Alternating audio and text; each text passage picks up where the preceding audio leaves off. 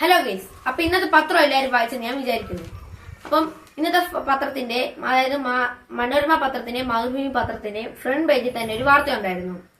നോട്ടേ വിട, ഇനി digital currency മാത്രം. അപ്പൊ എല്ലാരും വെറുതെ ആലോചിച്ച സമയം കളഞ്ഞു. ഇനി നോട്ടൊക്കെ നിരോധിച്ചു, അപ്പൊ ഇനി ഡിജിറ്റൽ കറൻസി മാത്രമുള്ളൂ എന്ന് പറഞ്ഞ് വിഷമിച്ച് സമയം കളഞ്ഞവർക്ക് ഒരു സന്തോഷ വാർത്തയുണ്ട്.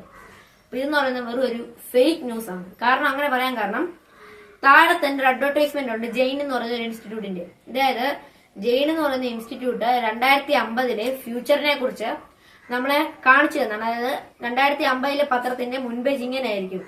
ഈ AI ഒക്കെ കാലം വരുമ്പോഴത്തേനും ഇങ്ങനെ കാണിക്കും. അതിനെക്കുറിച്ച് നമുക്ക് പറഞ്ഞു തന്നു. അതായത് 2050 ഞാൻ എടുത്തു പറയാൻ കാരണം, ഇതിന്റെ ഡേറ്റ് സെക്ഷനില് ശരിക്കും ഇന്ന് വരേണ്ടത് 24 ജനുവരി 2025 വെള്ളി എന്നാണ് വരേണ്ടത്.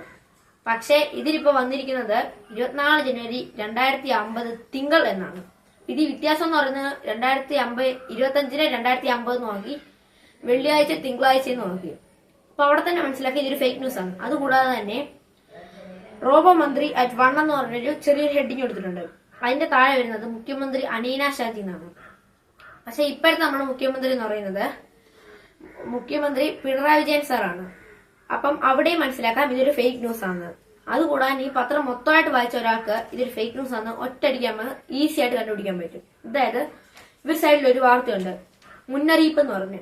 അതിന് താഴെ കൊടുത്തിരിക്കുന്നത് 2050 പത്രങ്ങളുടെ മുൻപേജ് ഇങ്ങനെയായിരിക്കും എന്ന് പറഞ്ഞ് കൊടുത്തിട്ടുണ്ട്. അപ്പം ഇതിൽ നിന്ന് തന്നെ നമുക്ക് മനസ്സിലാക്കാം ഇത് വെറും ഒരു ഫേക്ക് ന്യൂസ് ആണ്.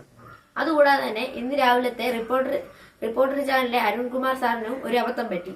അതായത് രാവിലെ അദ്ദേഹം ആണെങ്കിൽ പത്രം വായിക്കുന്നതിനിടയിൽ ഈ വാർത്തയും പറഞ്ഞു. അദ്ദേഹം ഓർത്തു ഇത് യാഥാർത്ഥ്യം എന്ന് പറഞ്ഞ് അത് ലോകം മുഴുവൻ പ്രചരിപ്പിച്ചു. അങ്ങനൊരു തെറ്റും അരുൺകുമാർ സാറിന് പറ്റിയിട്ടുണ്ട്.